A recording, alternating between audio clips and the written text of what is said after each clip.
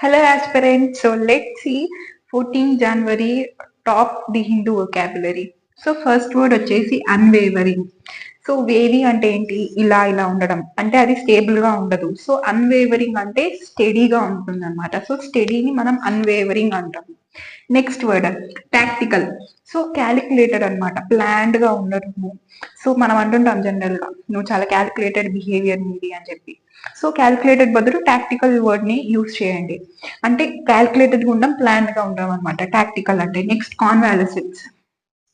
కాన్వాలసెన్స్ అంటే ఎవరికైనా ఇల్నెస్ వచ్చింది, సో దాని నుంచి మెడికల్ ట్రీట్మెంట్ తీసుకుని సో వాళ్ళు రికవరీ అవుతుంటారు. సో దాన్ని మనం ఇంగ్లీష్ లో కాన్వాలసెన్స్ అంటాము. Next student. అంటే ఇప్పుడు న్యూస్ లో మనం చూస్తుంటాము. సో కొన్ని ఏంటంటే కాంట్రవర్షియల్ గా అవుతుంటాయి అనమాట. సో కాంట్రవర్షియల్ గా అయ్యే న్యూస్ గురించి మాట్లాడడం, దాని గురించి పాయింట్ ఆఫ్ వ్యూ లో మాట్లాడడం, సో దాన్ని మనం స్ట్రిండెంట్ అంటాము. Next consolidate. సో ఎవరైనా చనిపోయినప్పుడు కన్సాల్ చేయడానికి వెళ్ళాలి అని అంటుంటారు. సో కన్సాలిడేట్ అంటే సో వాళ్ళు ఆల్రెడీ బాధలో ఉంటారు, సో వాళ్ళని ఫిజికల్ గా మెంటల్ గా స్ట్రాంగ్ చేయడానికి వెళ్తుంటారు అనమాట.